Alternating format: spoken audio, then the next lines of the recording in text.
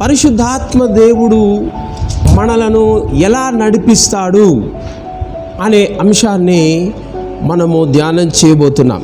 ఈరోజు కూడా పరిశుద్ధాత్మ చేత ఎందరూ నడిపించబడుదురో వారందరూ ఏమై ఉన్నారు?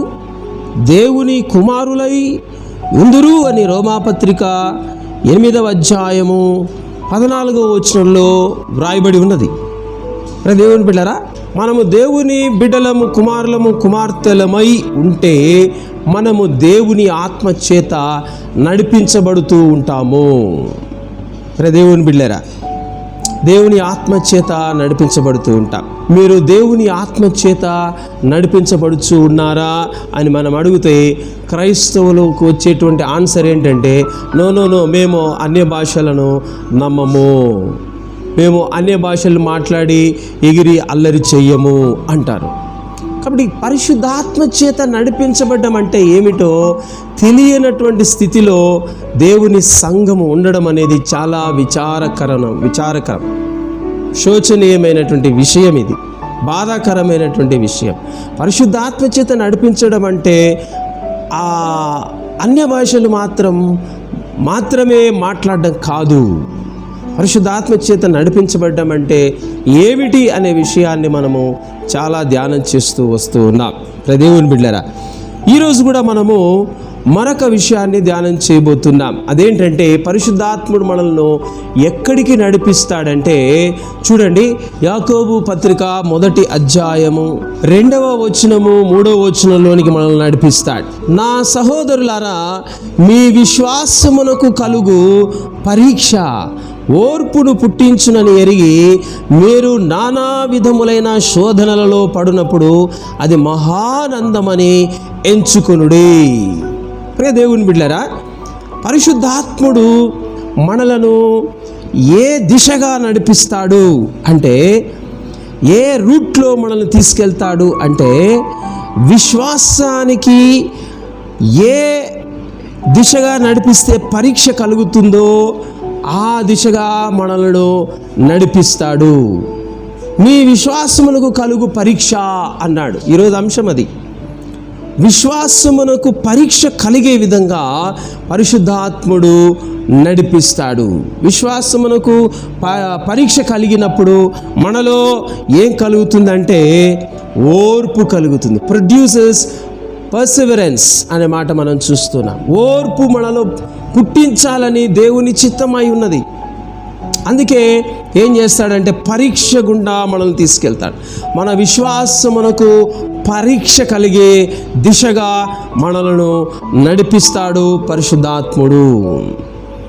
కాబట్టి ఏమంటున్నాడంటే, నానా విధములుగా మీరు శోధనలో పడినప్పుడు అంటున్నాడు. ఒక విధములో కాదు శోధనలు వచ్చేది, అంటే విశ్వాసానికి పరీక్ష కలిగేది. నానా విధాలుగా విశ్వాసమునకు దేవుడు పరీక్షలు పెడతాడు. అది పరిశుద్ధాత్మ దేవుని నడిపింపు.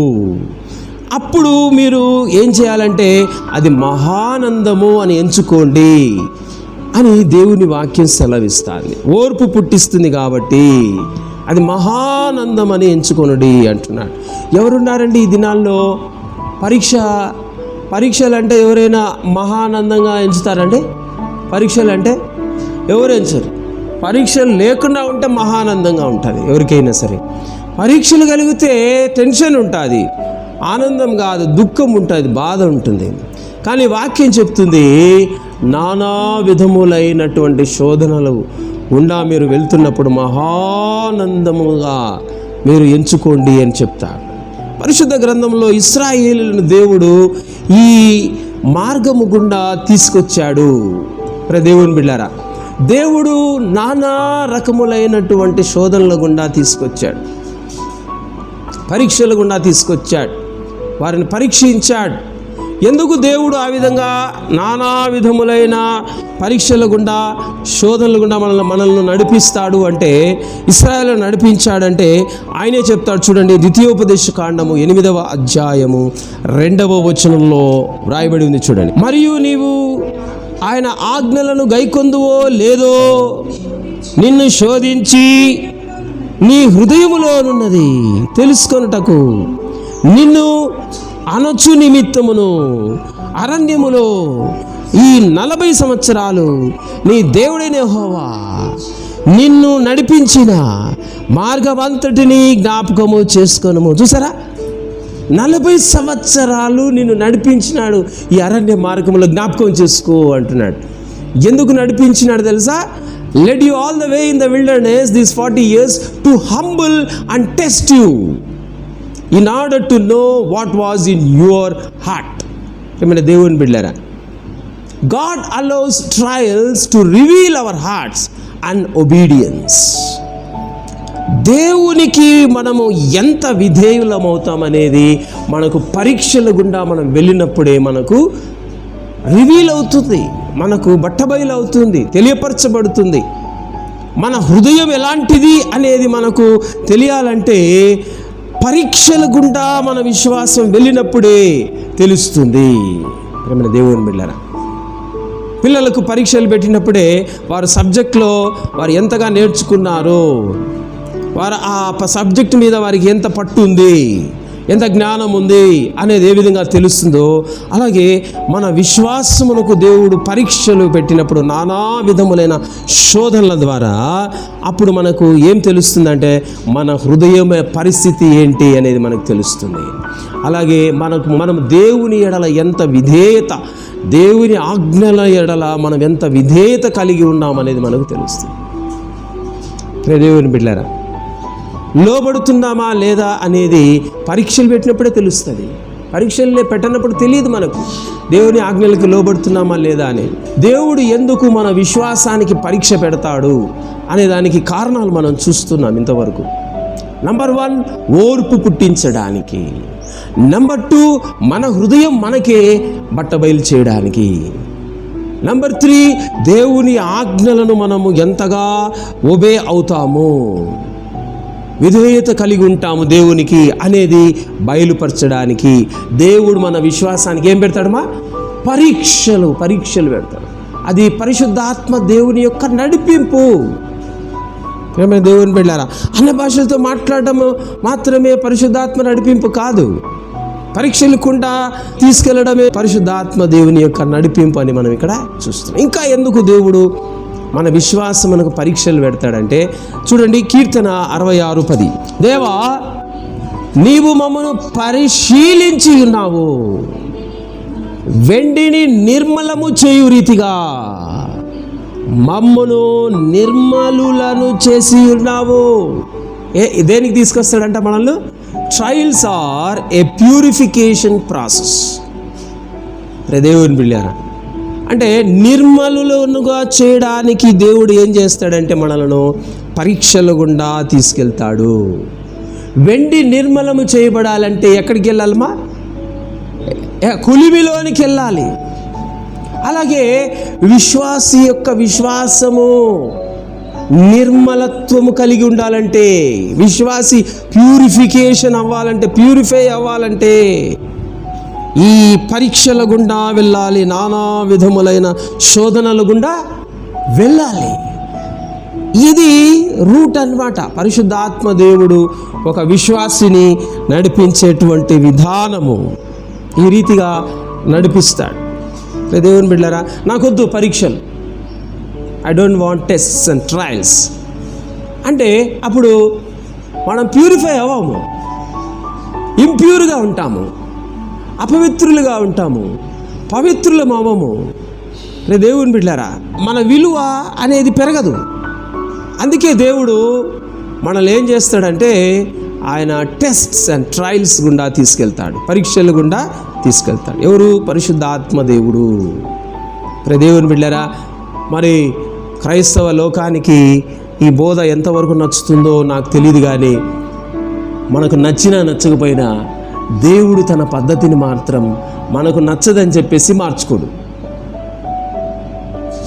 మనకు నచ్చదు, మనకి ఇష్టం లేదని చెప్పి దేవుడు ఆయన పద్ధతిని, ఆయన రూట్ మ్యాప్ని ఆయన చేంజ్ చేసుకోడు.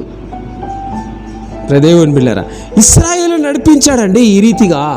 ఇశ్రాయేలును ఏ విధమైనటువంటి పరీక్షలు గుండా తీసుకెళ్ళాడో కొన్ని చూద్దాము. నిర్గమకాండము 15వ అధ్యాయము ఫస్ట్ 22 చూద్దాం. మోషే ఎర్ర సముద్రము నుండి జనులను సాగచేయగా వారు షూరు అరణ్యములోనికి వెళ్ళి దానిలో 3 దినములు నడిచిరి. అచ్చట వారికి నీళ్లు దొరకలేదు. అంతలో మారాకు చేరిరి అనే మాట మనం చూస్తున్నాం. ఎక్కడ నడిచిరి ఇశ్రాయేలులు? అరణ్యములో నడిచిరి. దేవుని బిడ్డలారా, ఈ రూట్ కూడా ఎవరు తీసుకొస్తున్నారు? ఇశ్రాయేలును దేవుడే తీసుకొస్తున్నాడండి. దేవుడే నడిపిస్తూ ఉన్నాడు అన్న విషయం మనకు అదే నిర్గమకాండ 13వ అధ్యాయము 21వ వచనంలో ఉంటా చూడండి. వారు పగలు రాత్రియు ప్రయాణము చేయునట్లుగా యెహోవా త్రోవలో చూసారా, వారిని నడిపించుటకై పగటివేళ మేఘస్తంభములోను వారికి వెలుగిచ్చుటకు రాత్రివేళ అగ్నిస్తంభములోను ఉండి వారికి ముందుగా నడచుచూ వచ్చాను. చూసారా, ప్రయాణము చేయునట్లుగా వారిని నడిపిస్తూ ఉంటాడు అనే మాట మనం చూస్తూ ఉన్నాం. దేవుని బిడ్డలారా, అరణ్యములో 3 దినాలు వారు నడిచిరి. ఎవరి ప్లాన్ ఇది? God's plan. దేవుని బిడ్డలారా, ఈ లోకం అరణ్యం అండి. ఈ లోకం అనే ఈ అరణ్యంలో మనం నడుస్తూ ఉన్నాం. నడిచినప్పుడు ఏం కలుగుతుంది మనకు? చూడండి, నడిచినప్పుడు మనకు దాహం కలుగుతుంది, దాహం వేస్తుంది. కానీ అక్కడ నీళ్లు లేవు, నీళ్లు దొరకవు. దేవుని బిడ్డలారా, విశ్వాసివైన నీకు దాహం వేసినప్పుడు నీ దాహాన్ని తీర్చగలిగినటువంటి నీళ్లు ఈ లోకం ఇవ్వదు నీకు. ఈ లోకంలో నీకు దొరకవు నీళ్ళు. అరణ్యంలో నీళ్ళు ఎక్కడి నుంచి వస్తాయండి? దేవుని బిడ్డలారా, మనం అనుకుంటాం మన తోబుట్టుల ద్వారా మనకు దాహం తీర్చబడుతుంది, మన జీవితానికి మనకు కలిగిన దాహం తీర్చబడుతుంది, మన ప్రాణానికి దాహం తీర్చబడుతుంది, లేదా మన కన్న బిడ్డల ద్వారా మనకు దాహం తీర్చబడుతుంది, లేకపోతే ఇంకొక బంధాల ద్వారా, వస్తువుల ద్వారా, వ్యక్తుల ద్వారా మనకు దాహం తీర్చబడుతుంది, తృప్తి అనేది కలుగుతుంది. దాహం తీర్చబడిన నీళ్ళు తాగితే మనిషికి హాయిగా అనిపిస్తుంది కదా, తృప్తిగా అనిపిస్తుంది కదా. అలాంటి లైఫ్ మనకు దొరుకుతుంది అనుకుంటాం ఈ లోకంలో. అదంతా వట్టిదే, దొరకదు అది. దేవుని బిడ్డలారా, ఆ పాఠాన్ని నేర్పడానికి ఇశ్రాయేలీయులను ఆయన నీళ్లు లేనటువంటి, దొరకనటువంటి అరణ్యము గుండా నడిపిస్తూ వస్తున్నాడు. దేవుని బిడ్డలారా, ఆ తర్వాత నీళ్లు కనపడ్డాయి.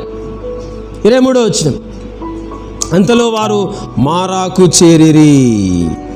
మారాకు చేరిన తర్వాత అక్కడ నీళ్లు ఉన్నాయి. ఆ నీళ్ళు ఎలాగున్నాయి? 23, మారా నీళ్లు చేదైనవి గనుక వారు ఆ నీళ్లు త్రాగలేకపోయిరి.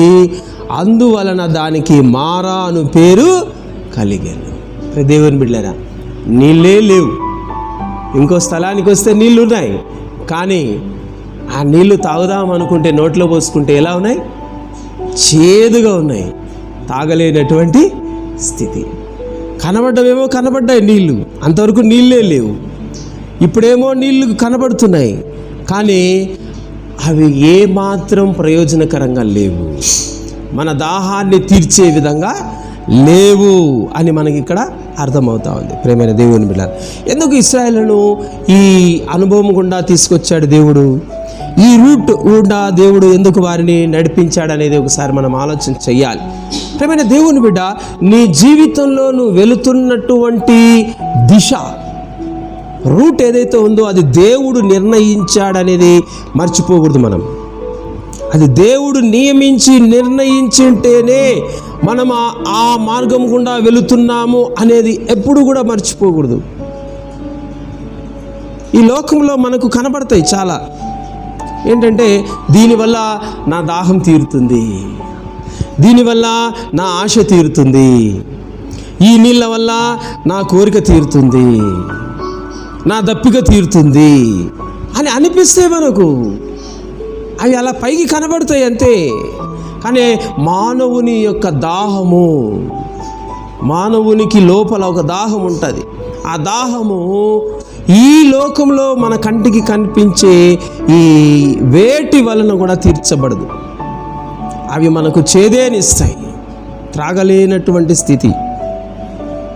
దేవుని బిడ్డలారా, అయితే తర్వాత ఏం జరిగిందంటే, అప్పుడు ఏం జరిగిందంటే 24వ వచనంలో ప్రజలు ఏమన్నారు చూడండి. ప్రజలు 24వ వచనం, నిర్గమకాండం 15:24, ప్రజలు మేమేమి త్రాగుదుమని మోషే మీద సనుగు కొనగా. చూసారా, అప్పుడు ఏమొచ్చింది? మోషే మీద ఎందుకు సనుక్కున్నారు ఇశ్రాయేళ్ళు? నీళ్లు లేవు 3 రోజులు. సరే, మారా అనే స్థలానికి వస్తే నీళ్లు ఉన్నాయి, తాగుదామా అనుకుంటే చేదుగున్నాయి. నీళ్ళు లేకపోతే మనిషి ఎలా బ్రతుకుతారు? సనుగు రావడం సహజమా కాదా? దేవుని బిడ్డలారా, వాటర్ అనేది 3 days నుంచి లేవండి. ఫర్ 3 days 3 రోజులు నీళ్లు లేకపోతే ఎలా ఉంటుంది పరిస్థితి? ఆలోచన చేయండి. అందులో వాళ్ళు ఇంటి లోపల కూర్చొని లేరు, ఆ 3 రోజులు నడుస్తూ ఉన్నారు. అరణ్యం అది. ప్రియమైన దేవుని బిడ్డలారా, దాహం వేస్తుంది కానీ వాటర్ తాగడానికి లేవు, ఉన్న వాటర్ చేదుగా ఉన్నాయి. కాబట్టి సరిగా దేవుడు ఎందుకు తీసుకొచ్చాడు ఆ మార్గం గుండా? ప్రియమైన దేవుని బిడ్డలారా, మనం ఇప్పుడే చూసాం ఏంటంటే మన హృదయపు స్థితిని బట్టబయలు చేయడానికి దేవుడు మనలను పరీక్షల గుండా మన విశ్వాసం వెళ్ళే విధంగా నడిపిస్తాడని చూసాం. ఇప్పుడు వీళ్ళ హృదయం బయటపడిందా లేదా? To reveal our hearts. వీళ్ళ హృదయం బట్టబయలేని చూడండి. ఏం బట్టబయలేని వీళ్ళ హృదయంలో? పైకి చూస్తే అది సమంజసంగానే కనబడుతుంది, పైకి చూస్తే అది న్యాయంగానే కనబడుతుంది. కానీ దేవుని దృష్టితో చూస్తే మనకు అక్కడ ఏం కనబడుతుందంటే వీరికి దేవుని ఎడల ఉన్న అవిశ్వాసం కనబడుతుంది. వీరు దేవుని మీద ఆధారపడేటువంటి గుణము లేదు అనేది ఇక్కడ బట్టబయలవుతుంది. అరణ్యంలో నీళ్లు దొరకవండి, నిజమే. ఉన్న నీళ్లు చేదుగున్నాయి, ఏం చేయలేం. ఏం చేస్తాడు మోషే అయినా? కాబట్టి వీళ్ళు ఏమనుకున్నారంటే హోప్స్ వదిలేశారు. అంటే అర్థం ఏంటి? దేవుడు అరణ్యములో నీళ్లను పుట్టించలేడా అనేది ప్రశ్న. ఇప్పుడు చూడండి, దేవుని థింకింగ్ ఏ లెవెల్లో ఉంటుందో ఆలోచన చేయండి. దేవుడు వీళ్ళని పరీక్షిస్తున్నాడు. దేవుని బిడ్డలారా, ఇప్పుడు ఎర్ర సముద్రాన్ని ఏం చేశాడు? వాళ్ళ కళ్ళ ముందే పాయలు చేశాడు కదా. ఎర్ర సముద్రాన్ని పాయలు చేయగలిగినాడు. నీళ్లను ఆయన కంట్రోల్లో ఉన్నాయి, నీళ్లు ఆయన కంట్రోల్లో ఉన్నాయి అనేది ఇశ్రాయేలుకి అక్కడ ఒక పాఠం నేర్పించాడా లేదా? వాటర్ అనేది దేవుడు ఎలా చెప్తే అలా జరుగుతాయి, అలా మూవ్ అవుతాయి, వింటాయి అనేది అక్కడ ఒక పాఠం నేర్పించాడు. అంటే అర్థం ఏంటి? ప్రకృతి అనేది, ఈ ప్రకృతిలో ఉన్న గాలి, నీరు, అగ్ని, భూమి, ఆకాశం ఇవన్నీ దేవుడు సృష్టించినవే, అవి దేవుడు చెప్పినట్టు వినాల్సిందే అనేది వీరికి నేర్పించాడు. ఎందుకు నేర్పించాడు? వీరి జీవితంలో ముందు జరిగేటువంటి ఆయుష్కాలంలో ఏ పరిస్థితి వచ్చినా ఆ బేస్ మీద, ఆ పునాది మీదనే ముందుకు సాగాలి యాత్ర అని వాళ్ళకి తెలియపరిచాడు. కానీ వాళ్ళు అంతకుముందు నేర్పినటువంటి పాఠాలను మర్చిపోయారు, దాన్ని అక్కడికే వదిలేశారు. తర్వాత మళ్ళీ ఒక పరిస్థితి ఏంటంటే అరణ్యంలో వాటర్ లేదు, మళ్ళీ ఒక చోటికి వస్తే వాటర్ వచ్చింది, కానీ ఆ వాటర్ తాగే స్థితిలో లేదు. రేపే దేవుని బిడ్డలారా, మరి ఈ అరణ్యంలో వాటర్ ఎక్కడి నుంచి వస్తాయి అనేటువంటి పరిస్థితి. మా బ్రతుకులు ఏమైపోతాయి, ఇక నాశనమే కదా అనేటువంటి పరిస్థితి. కానీ దేవుడు అక్కడే వాళ్ళని టెస్ట్ చేస్తున్నాడు. అలాంటి సిచ్యువేషన్లోనే దేవుడు పరీక్ష పెడుతున్నాడు. అందుకే ఆ మార్గం గుండానే తీసుకొచ్చాడు. ఇలాంటి స్థితిలో నేను ఆదుకోలేనా? ఇలాంటి పరిస్థితిలో నేను మీకు తోడుగా లేనా?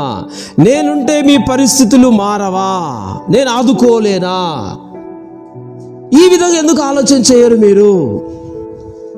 మీరు ఈ రకంగా ఆలోచన చేయడం లేదు అనేది బట్టబయలు చేయడానికి దేవుడు మారాకు వారిని తీసుకొచ్చాడు. ప్రియమైన దేవుని బిడ్డలారా, మన జీవితంలో కూడా ఇలాంటి పరిస్థితుల గుండానే పరిశుద్ధాత్మ దేవుడు నడిపిస్తూ ఉన్నాడు.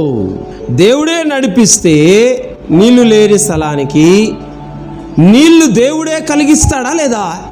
దేవుడే నీళ్లను పుట్టించగలడా లేదా? కలుగ చేయగలడా లేదా? ఏమైనా దేవుని బిడ్డారా, ఆ విశ్వాసం మనము కలిగి ఉండాలా లేదా? పరిశుద్ధాత్ముడు ప్రతి వ్యక్తిని కూడా ఏ రూట్లో నడిపిస్తాడంటే మన విశ్వాసానికి పరీక్ష. ఏ స్థితి గుండా తీసుకెళితే అది పరీక్ష అవుతుందో ఆ స్థితి గుండా మనలను నడిపిస్తాడు. దేవుని బిడ్డలారా, సో ఆ పరీక్షల గుండా మనం వెళ్తున్నప్పుడు మనం షుడ్ బి కేర్ఫుల్, చాలా జాగ్రత్తగా ఉండాలి. మన విశ్వాసంలో మనం సన్నగిల్లకూడదు. మనం దేవుని మీద ఆధారపడటంలో మనం వెనుకంజ వేయకుండా జాగ్రత్త చూసుకోవాలి. ఇశ్రాయేలీయులు సనిగినట్లుగా మనం చూస్తున్నాం. అది దేవునికి ఇష్టం లేదు. దేవుడు ఏం ఆలోచన చేస్తున్నాడంటే వీళ్ళు ఎందుకు సనగాలి అని ఆలోచన చేస్తున్నాడు. మీరు ఈ పరీక్షలో ఫెయిల్ అయిపోయారు, ఈ విశ్వాస పరీక్షలో మీరు ఫెయిల్ అయిపోయారు, మీరు నీళ్ళు లేకుండా అలాగే అలవాటించండి అని దేవుడు వదిలేయలేదు వాళ్ళు. అక్కడ దానికి ఒక సొల్యూషన్ దేవుడు చూపించాడు. వారు సనిగారు. మోషే అయితే యెహోవాకు మొరపెట్టినప్పుడు ఒక చెట్టును చూపిస్తాడు. ఆ చెట్టు నీళ్ళలో వేసినప్పుడు నీళ్ళు ఏమైపోతాయమ్మా? మధురములాయేను. దేవుని బిడ్డ. సో ఇక్కడ ఇశ్రాయేలీయులకు ఒక పాఠం ఏంటి? దేవుడు ఏ రకమైన పరిస్థితినైనా సరే మాకు అనుకూలంగా మార్చివేయగలడు, మాకు మధురంగా మార్చివేయగలడు, చేయగలడు అనేది ఒక పాఠం ఇక్కడ నేర్పిస్తున్నాడు. First lesson. ప్రియమైన దేవుని బిడ్డారా, ఫస్ట్ లెసన్ నేర్పించిన తర్వాత దేవుడు అంతటితో పరీక్షలు ఆపలేదు.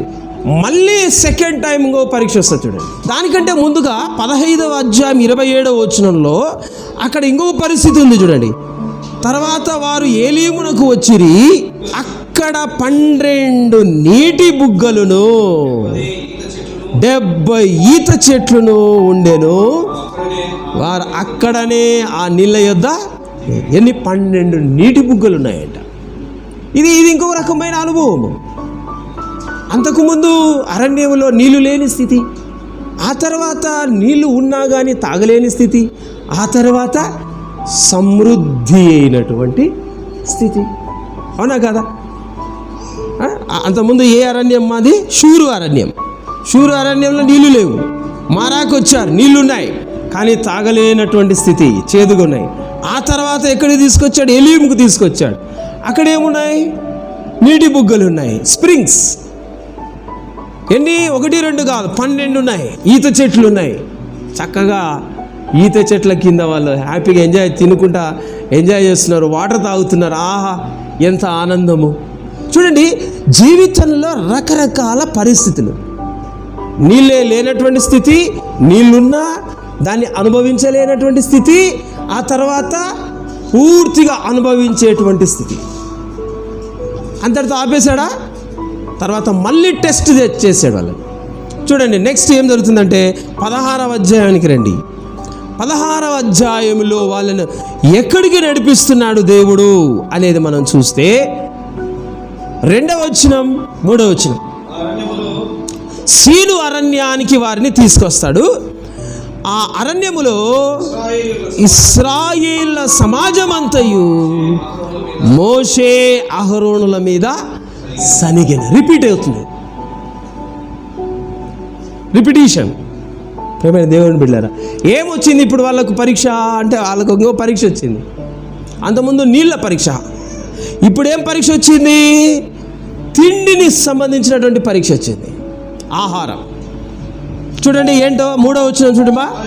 ఇశ్రాయేలీలు మేము మాంసము వండుకోను కుండల యొద్ద కూర్చుండి తృప్తిగా ఆహారము తినునప్పుడు యెహోవా చేతి వలన ఎలా చావకపోతిమి, ఈ సర్వ సమాజమును ఆకలి చేత చంపుటకు ఈ అరణ్యములోనికి మమ్మును అక్కడ నుండి తోడుకొని వచ్చి తిరని. దేవుని బిడ్డలారా, అంతకుముందు వాటర్ లేవు, ఆ తర్వాత తాగడానికి అనుకూలంగా లేని వాటర్ ఉన్నా కూడా దాన్ని మధురంగా మార్చాడు. ఆ తర్వాత 12 నీటి బుగ్గలు ఉండే స్థలానికి నడిపించాడు. ఇప్పుడు ఆహారం లేదు. ఆహారం లేకపోతే ఇశ్రాయేలీయులు ఎలా స్పందించాలి? మోషే మొరపెట్టినప్పుడు చేదు నీళ్లను మధురంగా మార్చిన దేవుడు, నీటి బుగ్గల యొద్దకు నడిపించిన దేవుడు, మనం ఇప్పుడు మొరపెడితే మాంసం కానీ ఆహారం కానీ ఇస్తాడు కదా అని ఏం చేయాలి? ఇప్పుడు మోకాళ్ళు ఉంచాలి, ప్రార్థన చేయాలి, మొరపెట్టాలి. కానీ వీళ్ళు ఏం చేస్తున్నారు? అక్కడే ఐగుప్తులోనే చంపేసింటే బాగుండు కదా అంటున్నారు. ఆ సనుగు కూడా మామూలుగా లేదు. ఇది చచ్చిపోతే బాగుండు, నా బతుకు ఎందుకు ఇది? దేవుని బిడ్డలారా, అంటే వీళ్ళు ఎవరి మీద నింద మోపుతున్నారు?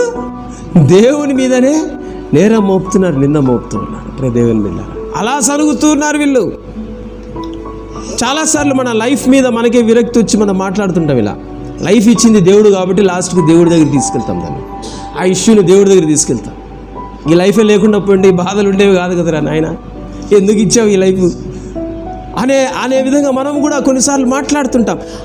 బీ కేర్ఫుల్, అదొక టెస్ట్. అది నీ ఫెయిత్కు టెస్ట్, అది నీ విశ్వాసమునకు పరీక్ష. అది మన మూలవాక్యంలో చూసుకున్నాం కదా. ఎక్కడ? యాకోబు 1:2 వచనం 3వ వచనం చూసుకున్నాం. విశ్వాసమునకు పరీక్ష. ప్రేమైన దేవుని బిడ్డలారా, విశ్వాసమునకు పరీక్ష. అప్పుడు చూడండి 7వ వచనం చూడండి. 7వ వచనం, మోషే ఇశ్రాయేల్ అందరితో చెప్తారు. అహరోను మోషే, యెహోవా మీద మీరు సనిగిన సనుగులను ఆయన వినుచున్నాడు. ఉదయమున మీరు యెహోవా మహిమను చూచెదరు. మేము ఏ పాటి వారము, మా మీద సనగనేలా. మోషే అహరోను మీద సనుగుతున్నారు. మా మీద కాదు మీరు సనిగింది, యెహోవా మీదనే సనిగినారు. యెహోవా వింటున్నాడు, మీ సనుగులను వింటున్నాడు ఆయన అంటున్నాడు. 8వ వచనంలో కూడా అదే మాట మాట్లాడతారు చూడండి. మోషే అంటున్నాడు, మీరు తినుటకాయ్ సాయంకాలం మాంసం వస్తుంది, ఉదయమున చాలినంత ఆహారం యెహోవా మీకు ఇయ్యగాను, మీరు ఆయన మీద మీ సనుగులను యెహోవాయే వినుచుండగాను, మేము ఏ పాటి వారము, మీ సనుగుట యెహోవా మీదనే కానీ మా మీద కాదనేను. దేవుని బిడ్డలారా, సో ఇది టెస్ట్లో మళ్ళీ ఫెయిల్ అవుతున్నారు ఇశ్రాయేల్. జీవితంలో పరిస్థితి సడన్గా చేంజ్ అయిపోయేసరికి విశ్వాసం కదిలిపోతూ ఉంది. అనుభవం లేదా అంతకుముందు? అంటే ఉంది అనుభవం. అంతకుముందు దేవుడు ఆదుకున్న అనుభవం లేదా? దేవుడు ఆదరించిన అనుభవం లేదా? దేవుడు ఆశీర్వదించిన అనుభవం లేదా? ఉంది. ఎందుకు లేదు? మాస్తుంది. అంతా ఇంత కాదు, కావలసినంత అనుభవం ఉంది. అయినా సరే వారి హృదయములో మార్పు లేదు. దేవుడు ఎందుకు పరీక్షలు పెడతాడు మన జీవితానికంటే మన హృదయమును రివీల్ చేయడానికని. ద్వితీయోపదేశకాండం 8:2 చూసాం. వీళ్ళ హృదయం ఎలాంటి స్థితిలో ఉంది అనేది ఇక్కడ మళ్ళీ బట్టబయలు అవుతుంది చూడండి. వీళ్ళ హృదయములో కృతజ్ఞత లేదు, విశ్వాసం లేదు, విధేయత లేదు. వీళ్ళ హృదయపు స్థితిని బట్టబయలు చేయడానికే దేవుడు వారి విశ్వాసమునకు పరీక్షలు తీసుకొస్తున్నాడు. అలా పరిశుద్ధాత్మ దేవుని నడిపింపు ఉంటుంది మన జీవితంలో. పరిశుద్ధాత్ముడు ఎలా నడిపిస్తాడంటే ఇదిగో ఇలా నడిపిస్తాడు. ప్రేమ దేవుని బిడ్డ. అప్పుడు ఆ తర్వాత దేవుడు ఏం చేస్తాడంటే 13వ వచనం, సాయంకాలాన పూరేడులను వచ్చి వారి పాలమును కప్పేటట్టు చేస్తాడు. వాళ్ళకి ఆ మాంసం కావాలనుకున్నారు కదా, కాబట్టి పూరేడులు వస్తాయి. ఆ తర్వాత ఉదయాన మన్నాను దేవుడు కురిపిస్తాడు. మన్నాను కురిపిస్తాడు. ప్రియమైన దేవుడిని బిడ్డలారా, మన్నా వారు ఆహారముగా వారు తీసుకుంటారు, వారు భుజిస్తారు. దేవుడు వారికి కావలసింది వారికి ఇచ్చాడా లేదా? ఎప్పుడు ఇచ్చాడు దేవుడు వారికి? వారు ప్రార్థించింటే ఇచ్చాడా? వారు విశ్వాసం ఉంచి ఉంటే ఇచ్చాడా? దేవుని బిడ్డలారా, లేదే. అప్పుడు ఇవ్వలేదు దేవుడు. ఎప్పుడు ఇచ్చాడు? వారు అవిశ్వాసంతో ఉన్నారు, వారు అవిధేయతతో ఉన్నారు. దేవుని బిడ్డలారా, వారి హృదయం సరిగా లేదు. అయినా సరే వారికి దేవుడు ఆహారాన్ని, వాళ్ళు కోరిన ఆహారాన్ని దేవుడు వారికి ఇచ్చాడు. 2 జరిగిపోయినాయి కదమ్మా పరీక్షలు.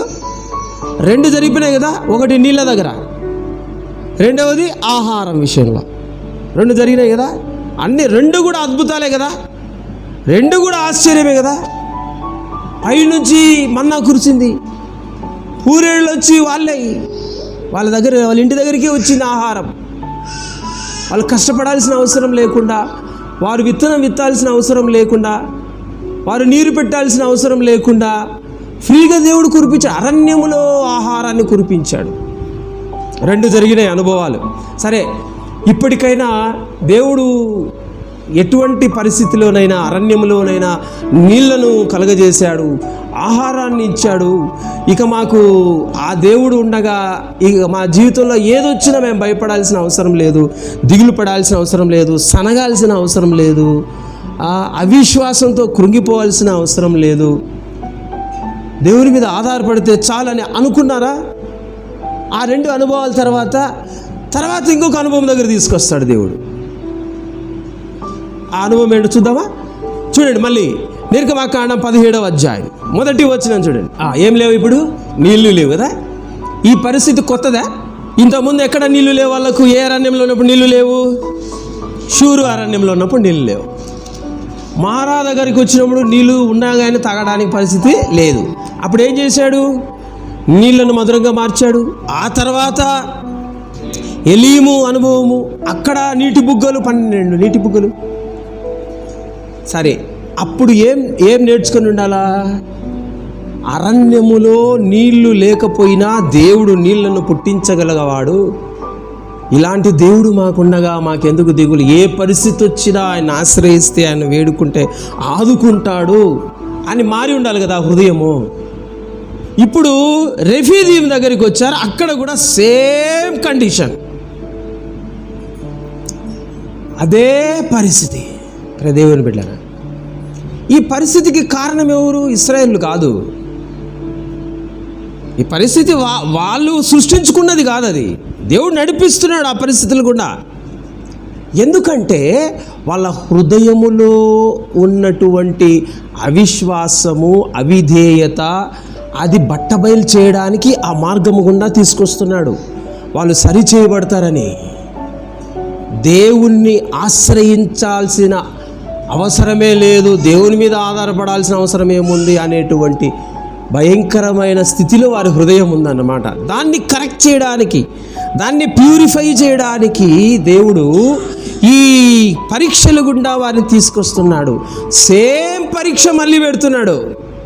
తెలుగు పరీక్ష ఫెయిల్ అయినాం, మళ్ళీ సేమ్ పరీక్ష, ఫెయిల్ అయిన పరీక్షనే మళ్ళీ. రెఫీదీంలో మళ్ళీ నీళ్లు లేవు. ఇప్పుడు ఏం చేయాలండి? చూడండి ఇప్పుడు ఏం చేశారో. 2వ వచనం, మోషేతో వాదన పెట్టుకున్నారు. త్రాగుటకు మాకు నీళ్ళు అని అడుగుతున్నారు. మోషే, మీరు నాతో వాదింపనేలా, యెహోవాను శోధింపనేలా అని వారితో చెప్పాను. అక్కడ ప్రజలు నీళ్లు లేక దప్పికొని మోషే మీద సనుగుచు, ఇదెందుకు? మమ్మును, మా పిల్లలను, మా పశువులను దప్పి చేత చంపుటకు ఐగుప్తులో నుండి ఇక్కడికి తీసుకొని వచ్చి తీరా. నేను ఏమైనా మారిందండి? భాష ఏమైనా మారిందా? చూడండి, ఎన్ని రకాల పరిస్థితుల గుండా, పరీక్షల గుండా వస్తున్నా సరే లోపల స్వభావము, హృదయము ఏ మాత్రము మారడం లేదు. ప్రేమైన దేవుని బిడ్డలారా, మళ్ళీ అదే సను, మళ్ళీ అదే వాదన, మళ్ళీ అదే అవిధేయత, మళ్ళీ అదే అవిశ్వాసము, అదే లెక్కలేనితనము, అదే తిరుగుబాటు. దేవుని బిడ్డలారా, తిరగబడుతున్నారు మోషే మీద, దేవుడి మీద తిరగబడుతున్నారు. అప్పుడు దేవుడు ఏం చేశాడంటే 5వ వచనం చూడండి, నీవు నదిని కొట్టినా నీ కర్రను చేత పట్టుకొని పొమ్ము, ఇదిగో అక్కడ హోరేబులోని బండ మీద నేను నీకు ఎదురుగా నిలిచెదను. నీవు ఆ బండను కొట్టగా ప్రజలు త్రాగుటకు దానిలో నుండి నీళ్లు బయలుదేరునని మోషేతో సెలవీయగా. ప్రియమైన దేవుని బిడ్డలారా, దేవుడు ఇక్కడ మరొక అద్భుతం చేస్తున్నాడు. ఏంది మాది? బండను కొట్టగానే బండలో నుంచి లక్షల మంది నీళ్లు తాగడానికి నదుల వలె ప్రవహించాయి నీళ్లు. వాళ్ళు చూస్తూ ఉండగా జరిగింది అది. 7వ వచనం చూడండి, అప్పుడు ఇశ్రాయేలీయులు చేసిన వాదమును బట్టి యెహోవా మన మధ్య ఉన్నాడో లేడో అని వారు యెహోవాను శోధించుటకును బట్టి అతడు ఆ చోటికి మస్సా అనియు మెరీబా అనియు పేర్లు పెట్టిన. వాళ్ళ హృదయంలో ఏముందంట? యెహోవా మన మధ్య ఉన్నాడో లేదో, వదిలేసినాడేమో. లేకపోతే ఎందుకు వస్తుంది మాకు ఈ పరిస్థితి? దేవుడిని నమ్ముకున్నోడు మనల్ని వదిలేసినాడా, మన చేయి వదిలేసినాడో ఏమో అనుకుంటున్నారు వాళ్ళు. ప్రియమైన దేవుని బిడ్డలారా, అక్కడ దేవుడు వారికి హెల్ప్ చేశాడు, సహాయం చేశాడు. సరే, మనం ఇన్నిసార్లు వాదిస్తున్నాం, తిరగబడుతున్నాం, అవిధేయత, అవిశ్వాసం చూపిస్తున్నాం. దేవుడు నమ్మదగిన వాడు, మనల్ని విడిచిపెట్టలేదండి. ప్రతి పరిస్థితిలో ఆదుకుంటూనే వచ్చాడు. కాబట్టి ఇక మీదట ఎప్పుడైనా ఇలా ఏ పరిస్థితి వచ్చినా మనం ఇలా తిరుగుబాటు చేయకూడదు, మనం ఇలా వాదించకూడదు, సనగకూడదు, మార్చుకోవాలి మన పద్ధతి అని వాళ్ళు ఏమైనా మారారా? ప్రియమైన దేవుని బిడ్డలారా, చూడండి, తర్వాత ఇంకొక సంఘటన జరుగుతుంది. అదొకటి చూసుకొని మనం ముగించుకుందాం. తర్వాత ఏం జరుగుతుందంటే, ఆ తర్వాత దేవుడు వీళ్ళని ఎక్కడికి తీసుకొస్తాడంటే 19వ అధ్యాయంలో 2వ వచనం, వారు రెఫీదీము నుండి బయలుదేరి సీనాయి అరణ్యమునకు వచ్చి ఆ అరణ్యమందు దిగిరి. ఎక్కడికి వచ్చారమ్మా ఇప్పుడు? సీనాయి. నిర్గమకాండం 15 నుంచి ఒకసారి చూసుకుందాం. షూరు, మారా, ఆ తర్వాత ఎలీము, గుడ్. ఎలీం తర్వాత సీను, వెరీ గుడ్. ఆ తర్వాత రెఫీదీము. ఇప్పుడు ఎక్కడికి? రెఫీదీము నుండి సీనాయి. 6 స్థలాలు. దేవుని బిడ్డలారా, ఈ 6 స్థలాలను మనం ధ్యానం చేశాం. దేవుడు ఒక వ్యక్తిని, ఆయన నమ్ముకున్నటువంటి వ్యక్తిని ఎలా నడిపిస్తాడు, ఏ మార్గం గుండా నడిపిస్తాడు అనేది మనం తెలుసుకుంటున్నాం. పరిశుద్ధాత్మ నడిపింపు అనేది ఎలా ఉంటుంది అనేది మనం నేర్చుకుంటున్నాం. ఎందుకు అలా నడిపిస్తూ వస్తాడు అనేది మనం నేర్చుకుంటూ వస్తున్నాం. ప్రియమైన దేవుని బిడ్డలారా, ఇప్పుడు ఈ సీనాయి దగ్గర ఏం జరిగిందంటే, దేవుడు మోషేను సీనాయి కొండపైకి పిలుస్తాడు. మనందరికీ తెలిసిన విషయమే. ఎందుకు పిలుస్తాడమ్మా? 10 ఆజ్ఞలు, వారికి న్యాయ విధులను అన్నిటినీ కూడా మరి తెలపడానికి మోషేను కొండపైకి తీసుకెళ్తాడు. అక్కడ ఎన్ని పగలు ఎన్ని రాత్రులు ఉన్నాడు? 40 దినాలు ఉన్నాడు. అక్కడ సీనాయి పర్వతం మీద ఉన్నాడు. పైన మోషే ఉంటాడు కొండ మీద, కింద ఇశ్రాయేలులు ఎలా ప్రవర్తిస్తున్నారో చూడండి. మోషే కొండ దిగకుండా తడవు చేయుట ప్రజలు చూచినప్పుడు, లెమ్ము, మా ముందర నడచుటకు ఒక దేవతను మా కొరకు చేయుము. ఐగుప్తులో నుండి మమ్మను రప్పించిన మోషే అనువాడు ఏమాయనో మాకు తెలియదని అతనితో చూసారా? మోషే లేడు కదా. ఎందుకు పోయినాడు? మోషే అనేది తెలుసు కదా వీళ్ళకు తెలీదా? పైకి సీనాయి కొండ పైకి ఎందుకు వెళ్ళాడు తెలీదా? దేవుని బిడ్డలారా, ఏమంటున్నారు? ఏమైనాడో అంటే ఉన్నాడో చచ్చిపోయినాడో అక్కడ. మా ముందర మమ్మల్ని నడిపించేవాడు ఎవరు ఇప్పుడు? దేవుని బిడ్డారా, ఇక్కడ ఏం జరుగుతుందంటే దేవుడు వారి మధ్యలో 40 దినాలు వారి నాయకుడిని లేకుండా చేశాడు. absence ఆఫ్ మోసెస్ 40 days, 40 రోజులు వాళ్ళను ప్రత్యక్షంగా నడిపిస్తూ ఉన్నటువంటి వాళ్ళ నాయకుడు కనపడకుండా చేశాడు, వాళ్ళ దగ్గర లేకుండా చేశాడు. అప్పుడు వీళ్ళ ప్రవర్తన ఏంటి? ఇది ఒక పరీక్ష. దేవుడు బిడ్డలారా, ఇది ఒక పరీక్ష, టెస్ట్. మన విశ్వాసానికి దేవుడు పరీక్షలు పెడతాడని యాకోబు 1:2 మనం చూసాం. వీళ్ళకు పరీక్ష ఇది. దేవుని బిడ్డలారా, వీళ్ళు ఏం చేస్తున్నారు తెలుసా? బంగారు నగలు, వాళ్ళ చెవులకు ఉన్నటువంటి పోగులు అన్నీ తీసుకొని వచ్చినప్పుడు అహరోను వాళ్ళకి ఏం చేస్తాడంటే ఒక దూడను, విగ్రహాన్ని తయారు చేస్తాడు. ఆ విగ్రహం దూడను తయారు చేస్తే అప్పుడు వాళ్ళు ఏమన్నారో చూడండి. అప్పుడు వారు 4వ వచనంలో, ఓ ఇశ్రాయేలు, ఐగుప్తు దేశములో నుండి నిన్ను రప్పించిన నీ దేవుడు ఇదే. ఎంత దారుణమైన మాట అండి. ఐగుప్తు దేశం నుండి రప్పించింది ఈ దూడనా? వీళ్ళు ఏమంటున్నారు? దూడ రప్పించింది నిన్ను ఇశ్రాయేలు అని అందరికీ చెప్తూ ఉన్నారు. పరిస్థితులు మారిపోగానే దేవుణ్ణే వదిలేసి దేవుణ్ణే కాదని విగ్రహ సంబంధమైన వాటి వైపు మరలు కొల్పబడ్డాం. వాళ్ళ హృదయ స్థితి ఎలా ఉందో చూడండి, వాళ్ళ పరిస్థితి ఎలా ఉందో చూడండి. ఈ పరీక్షల గుండా దేవుడు, ఈ మార్గము గుండా దేవుడు తీసుకురాబట్టి ఇవన్నీ బయటపడ్డాయి. పరిస్థితి మారితే వీళ్ళు యెహోవానే దేవుడు కాదంటారు అనేది ఇక్కడ బయటపడిందా లేదా? యెహోవానే దేవుడు కాదు, దూడనే దేవుడు, ఈ విగ్రహమే దేవుడు అనే స్థితికి కూడా వచ్చేటువంటి పరిస్థితిలో ఉంటారు అనేది ఈ పరీక్ష గుండా వచ్చినప్పుడు. ఏ పరీక్ష అది? వాళ్ళకి పరీక్ష ఏది? మోషే లేకపోవడం, వాళ్ళ నాయకుడు అక్కడ లేకపోవడం అనేది ఒక పరీక్ష. దేవుడే తీసుకొచ్చాడు ఆ పరీక్ష, ఆ మార్గం కూడా నడిపించింది దేవుడే.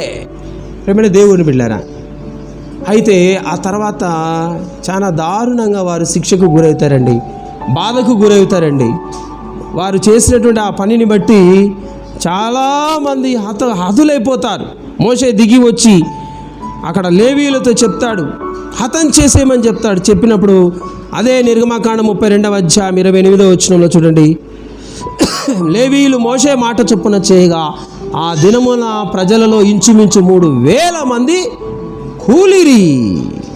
దేవుని బిడ్డలారా, తర్వాత మోషే దేవుని దగ్గరికి వెళ్ళి బ్రతిమలాడతాడు, అయ్యా వీళ్ళని నాశనం చేయొద్దయ్యా, నీ గ్రంథంలో నుంచి వీళ్ళ పేర్లు తుడిచిపెట్టద్దయ్యా అని దేవుడిని బ్రతిమలాడితే అప్పుడు దేవుడు కరుణిస్తాడు. ఏమైనా దేవుని బిడ్డలారా, ఏమైనా దేవుని బిడ్డ, మోషే ఉన్నప్పుడు యెహోవా దేవుడు అని దేవుణ్ణి కొలిశారు. మోషే వారి దగ్గర 40 దినాలు లేనప్పుడు దూడని చేసుకొని దూడే దేవుడు అంటున్నా. నిన్ను నడిపించే వారు ఉన్నా లేకపోయినా దేవుణ్ణి నువ్వు విడవద్దు, దేవుణ్ణి నువ్వు మరవద్దు. దేవుని మీద ఉన్న ప్రేమ, ఆసక్తి తగ్గకూడదు అనేది ఇక్కడ మనము నేర్చుకుంటున్నాం. దేవుడు మనకు నేర్పిస్తున్నాడు. ఎంత దేవుడు వాళ్ళకు కావలసినవన్నీ ఇస్తా ఉన్నా అవిధేయత అనేది ఆగిపోలేదు. ఎంత సనిగి అరిసి దేవుని మీదే గొనిగిన దేవుడు మాత్రం వాళ్ళ ప్రతి అవసరాన్ని, ఎప్పుడేది అవసరమో, ఎప్పుడేది కావాలో అది తీరుస్తా వచ్చినా వాళ్ళ సనుగు ఆగలేదు, వారి అవిధేయత ఆగలేదు. దేవుని బిడ్డలారా, వాళ్ళ మాటల్లో మార్పు రాలేదు. పరీక్షలు మనలను ప్యూరిఫై చేయాలి. 66వ కీర్తన 10వ వచనంలో మనం చూసాం, వెండిని నిర్మలము చేయునట్లు నీవు మమ్మను నిర్మలులుగా చేసితివి అంటాడు. పరీక్షలు మన జీవితంలో దేవుడు ఎందుకు తీసుకొస్తాడు? ఇలాంటి పరీక్షలు, నీళ్లు లేని పరీక్షలు, ఆహారం లేని పరీక్షలు, దేవుని బిడ్డారా, నాయకుడు లేని పరీక్షలు, దేవుని బిడ్డారా.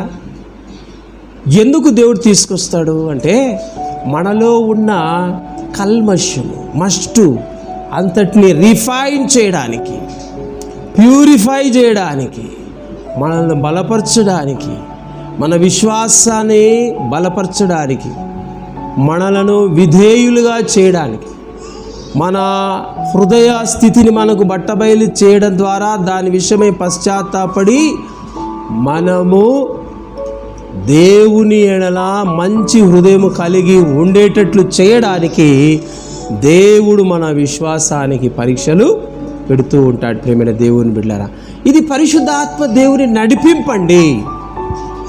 పరిశుద్ధాత్మ దేవుడు ఖచ్చితంగా ఇలాగే నడిపిస్తాడండి. మన హృదయం ఏంటో మనకు తెలియపరిచే విధంగా మనల్ని నడిపిస్తాడండి.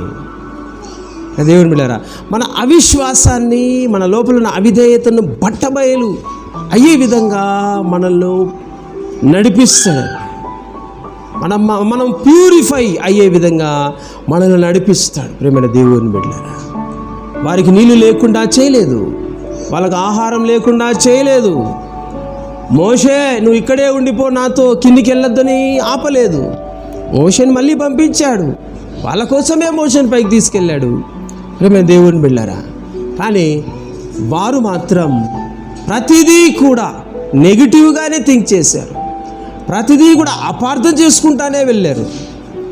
దేవుణ్ణి అపార్థం చేసుకున్నారు, మోషేని అపార్థం చేసుకున్నారు, అహరోను అపార్థం చేసుకున్నారు, రకరకాలుగా తిరుగుబాటు చేశారు. ప్రియ దేవుని బిడ్డలారా, మనం ఎలా ఉన్నాం? పరిశుద్ధాత్మ దేవుడు తీసుకొస్తున్న ఈ పరీక్షల్లో మనం పాస్ అవుతున్నామా, ఫెయిల్ అవుతున్నామా? ప్రియ దేవుని బిడ్డలారా, ఒకసారి ఫెయిల్ అయితే దేవుడు వీడు ఫెయిల్ అవుతాడు ఈ సబ్జెక్టులో కాబట్టి ఈ సబ్జెక్టు వద్దు అని తీసేయడు. అదే సబ్జెక్టు మళ్ళీ మనం రాసేటట్లు చేస్తాడు. ఇశ్రాయేలు మళ్ళీ అదే పరిస్థితి గుండా వచ్చేటట్టు చేసినట్లుగా మళ్ళీ అదే శోధన గుండా నువ్వు వచ్చేటట్లుగా దేవుడు చేస్తాడు. నువ్వు ఆ శోధనను గెలిచేంత వరకు నీ జీవితంలో ఆ శోధన రాకుండా పోదు, ఆ పరీక్ష రాకుండా పోదు. ప్రియమైన దేవుని బిడ్డలారా, అది గెలవాలనేది దేవుని యొక్క ఉద్దేశము, దేవుని యొక్క ధ్యేయం.